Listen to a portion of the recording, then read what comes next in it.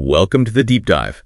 Today we're tackling a really significant shift in modern warfare. The increasing role of artificial intelligence and big data and, well, what that means specifically for India's national security. It's a huge topic. Absolutely. You sent us some fascinating material this time. It's the role of artificial intelligence and big data in modern warfare. Challenges to Indian national security by Dr. Akhilesh Dwivedi. That's the one. So think of this as, your shortcut to getting a handle on a really pivotal aspect of defense strategy today.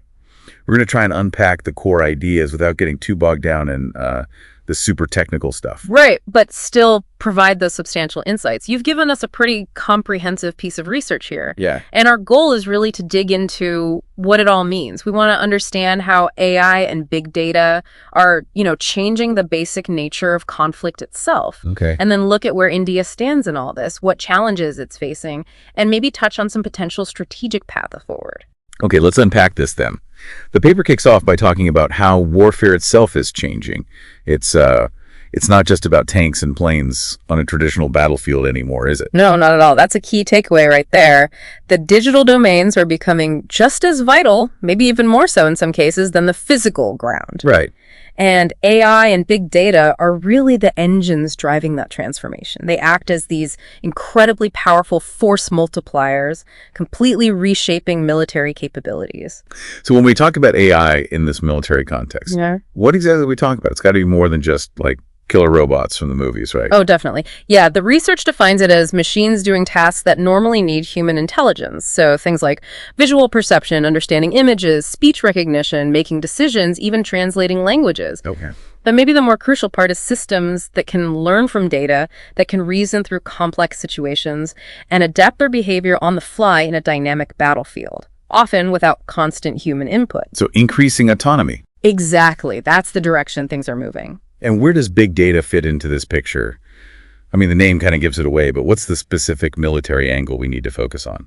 Well, yeah, it refers to the sheer volume of information available now from all sorts of sources, sensors, satellites, drones, even open stuff like social media feeds and news. Right. The military advantage comes from being able to actually collect, process, and analyze all that data effectively, turning it into timely, accurate intelligence, spotting subtle patterns humans might miss, and ultimately just supporting better, faster decisions at all levels. Basically, mastering data is becoming fundamental to modern defense. The paper really stresses that for India, adopting these technologies isn't just, a nice to have. It's framed as an absolute necessity. Why is it so critical for India right now? Well, the author points to India's pretty unique and complex security environment. You've got ongoing border disputes with major neighbors. Yeah, obviously. The persistent threat of cross-border terrorism, and then the really controversial one, human out of the loop, where the machine operates fully autonomously after being switched on. Understanding that spectrum of human control is crucial for effectiveness, but also for accountability. Huge ethical questions there, too. Absolutely. Massive ones. Moving on, the paper talks about predictive analytics for decision-making. Yeah. How does AI actually help predict things in a military setting? It's not like a crystal ball, surely. No, definitely not a crystal ball. It's more about using machine learning algorithms.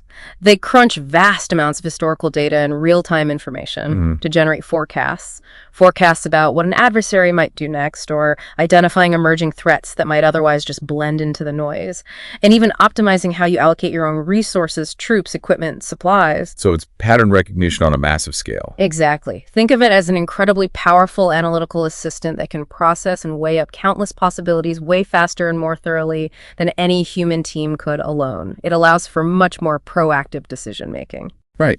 Can you give us maybe a tangible example, something relevant to India's situation? Sure. The author gives a couple of good ones, like AI could analyze past IED attacks, locations, timing, types to predict areas where future IEDs are more likely to be planted. Okay, makes sense. Or it could analyze social media chatter, news reports, other open sources to flag potential hotspots for civil unrest before they erupt, letting security forces deploy preemptively. So shifting from being reactive to more proactive. Precisely. That's the potential advantage illustrated there. That sounds like a game changer. Okay, next area. AI-enabled surveillance and reconnaissance. How's AI changing intelligence gathering? It's making it vastly more efficient and expanding its scope dramatically. You have advanced computer vision algorithms, right? They can sift through enormous amounts of satellite or drone footage automatically. Right, stuff humans would take ages to review. Exactly. Detecting things like hidden equipment or unusual troop movements that a human analyst might just miss in the sheer volume. Then there's natural language processing. That allows automated analysis of intercepted communications or trolling through massive amounts of open source text news, social media again, at a scale humans just can't manage. And even sophisticated signal processing, looking for subtle, anomalous electromagnetic patterns that could indicate hostile activity. The net result, a much richer, more timely understanding of what's happening out there. So unprecedented situational awareness, really. That's the goal, yeah. Yeah. Significant leap forward. So AI is the brain processing all this info, but where does the big data itself actually come from in this military context? What are the main sources? Well, the paper highlights several key types. You've got open source intelligence, OSINT, which is basically publicly available stuff. Social media, news, government reports, that provides valuable context, early warnings sometimes. Right. Then imagery intelligence, IMNT, from satellites, drones, planes, that gives you the eyes on surveillance. And signals intelligence, SIGINT, which is derived from intercepting communications and electronic emissions. That gives you direct insight into what adversaries are doing, planning, or capable of. Okay. But, as the author points out, the real trick isn't just collecting all this diverse data, it's integrating it. Pulling it all together seamlessly so you can analyze it and get a coherent, actionable picture. That's a big challenge. And once you have integrated all that data, that leads us to real-time analytics and operational readiness. Right? Exactly. Modern military operations just generate huge streams of data from sensors on vehicles, aircraft, ships, even individual soldiers now. Yeah. Big data analytics lets commanders process and analyze that flood of information incredibly quickly, turning raw sensor readings or reports into actionable intelligence in, tactical timeframes. So near real-time understanding. That's the aim, and you can use it for lots of things. Monitoring the health of your weapon systems to predict when they'll need maintenance. Predictive maintenance. Right. Tracking logistics, where are your supplies, are they getting where they need to be? Basically optimizing your overall readiness so your forces are prepared and positioned effectively. It sounds like the ultimate aim of all this data crunching is to achieve what the paper calls enhanced battlefield situational awareness. How does big data help create that? It's about fusion. Taking all that data from all the different sensors and intelligence feeds, imagery, signals, human reports, everything, and fusing it together. Okay. To build a single shared view of the battlefield, a common operating picture, or... The COP. Right, so everyone's looking at the same map, essentially. Exactly. And then you use advanced visualization tools to present this complex information clearly so commanders can grasp it quickly and make good decisions. And presumably coordinate better. Absolutely. Better coordination between units, even between different services like the Army and Air Force. Maximize effectiveness and, crucially, reduce the risk of tragic friendly fire incidents. Okay, that makes sense. The paper then shifts gears a bit, looking at global trends, case studies, the U.S., China, Russia. Let's start with the United States. What are the key things we should take away about their approach? Well, the U.S. is clearly pouring enormous resources into this. They're really at the forefront. You have things like Project Maven. Right, I've heard of that. Analyzing drone footage. Exactly. Using AI to rapidly process the massive amounts of video data coming from drones, making intelligence analysis much faster. Then there's the really ambitious JADC2 initiative, Joint All-Domain Command and Control. The goal there is basically to connect all military sensors, from satellites to soldiers on the ground, into one unified network. Wow. And use AI as the kind of central brain to process all that data and even recommend courses of action to commanders. That sounds incredibly complex. Oh, it is. Hugely ambitious. And you also have DARPA, the Defense Advanced Research Projects Agency, constantly pushing the envelope with things like automated air combat, dogfighting AI, or detecting sophisticated AI-generated disinformation. Okay. So the implication for India here is? Well, it highlights the potential for a widening technological gap. If the U.S. is pushing this far ahead, India needs to be very aware of that and make sure it doesn't fall too far behind. There's a risk of significant asymmetry. Right. Okay, what about China? Their approach seems quite different. Especially this military-civil fusion idea. What's key there? Yeah, that's a really critical point the paper makes. Military-civil fusion, or MCF, is a national strategy in China explicitly designed to break down the barriers between the civilian tech sector and the military. So commercial AI tech flows easily into military applications. Exactly. It allows for rapid transfer. They openly talk about intelligentized warfare as the future, and they're making massive state-directed investments in AI research, quantum computing, often focusing on asymmetric capabilities, things that could potentially bypass traditional U.S. military strength. Such as? Well, we're seeing significant progress in AI-powered surveillance systems, for example, and development of autonomous platforms, things like naval vessels or large drone swarms. Drone swarms. These developments have pretty significant implications for regional stability and directly for India's security calculus. Understanding MCF is really key to grasping the speed and scale of China's military AI push. Got it. And finally, Russia. Their focus seems maybe a bit narrower, perhaps due to resources or different priorities. What's relevant there for us? Exactly. Russia seems to be concentrating its military AI efforts, at least publicly, in a few key areas. Electronic warfare is a big one.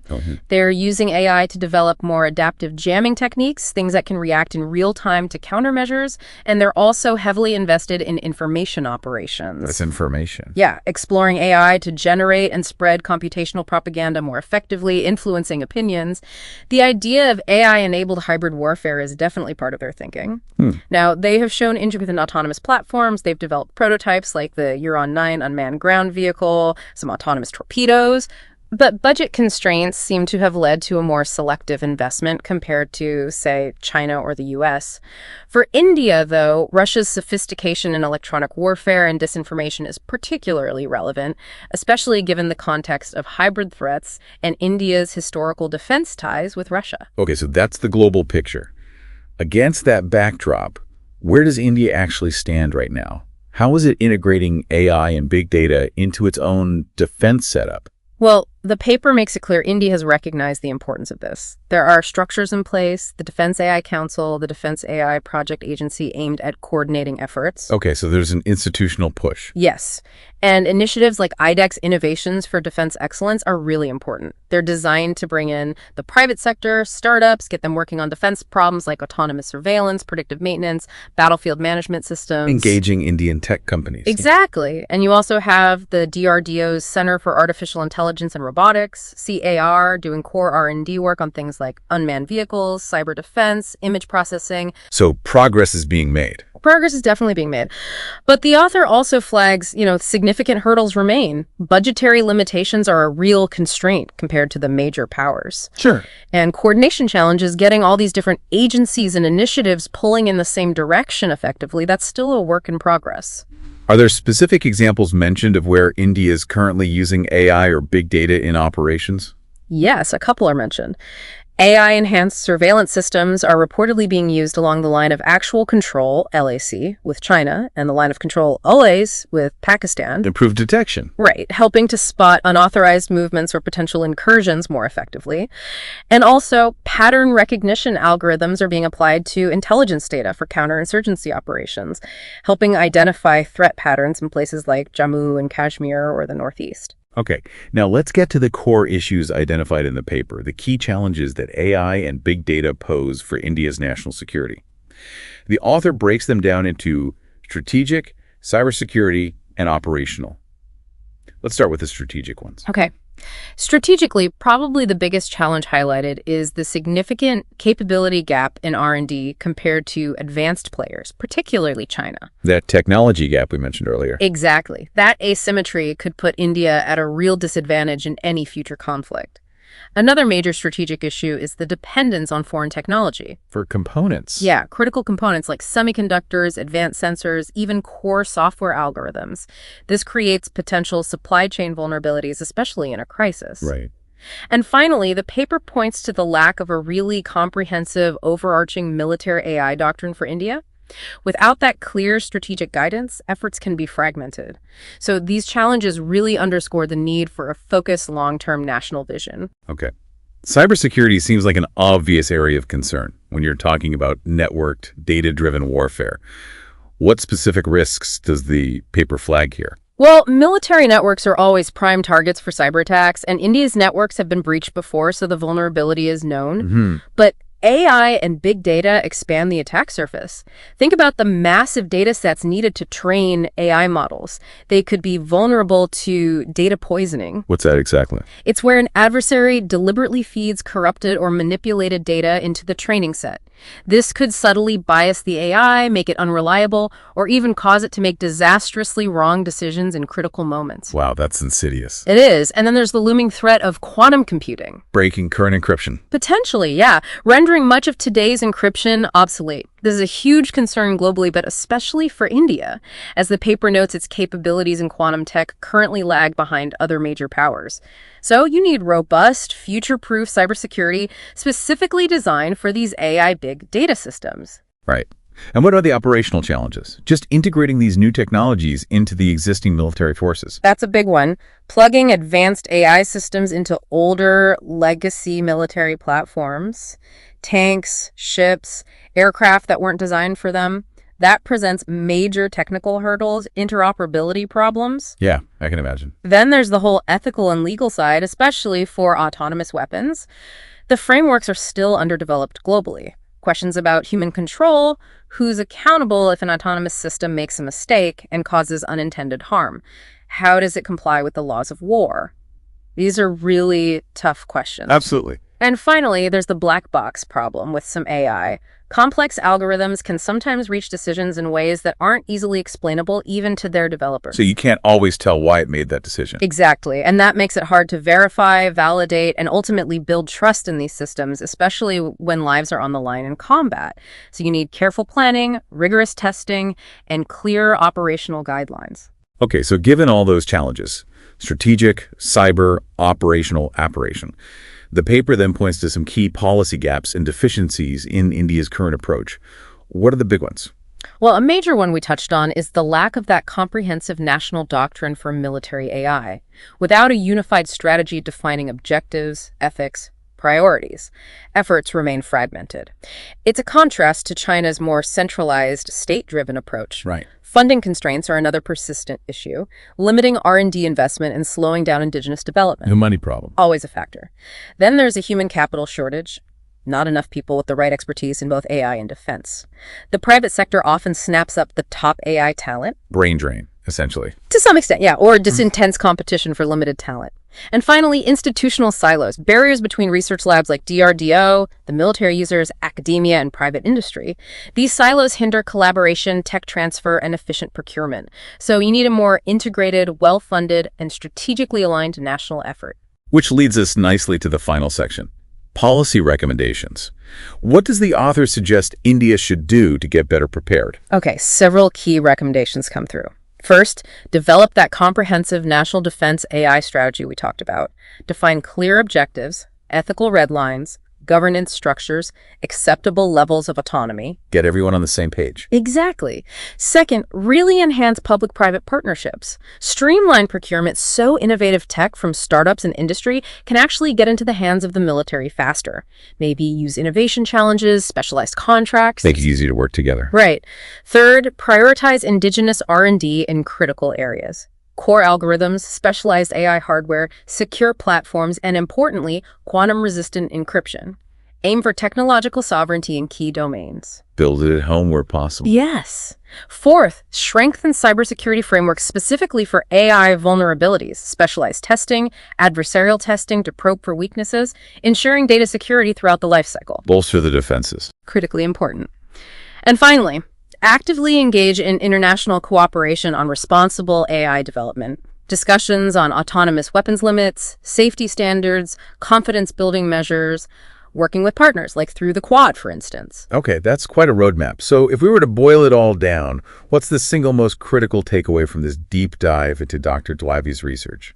I think the core message really is that AI and big data aren't just incremental improvements in warfare. They're fundamentally reshaping it. A paradigm shift. Absolutely. This presents massive opportunities for India to boost its defense capabilities, but also poses very significant, complex challenges to its national security. Yeah. So addressing those gaps we discussed in strategy, funding, technology, policy, and really implementing these kinds of recommendations, that's going to be absolutely crucial for India to maintain its strategic position and ensure its security in what's becoming an incredibly complex, tech-driven world. A crucial task indeed. And on that note, it really does make you pause and think about the bigger picture, doesn't it? The profound ethical questions around delegating lethal decisions to machines. And just the long-term impact of this kind of AI-driven military competition on global stability. Definitely some serious food for thought there. Thanks for joining us on this deep dive.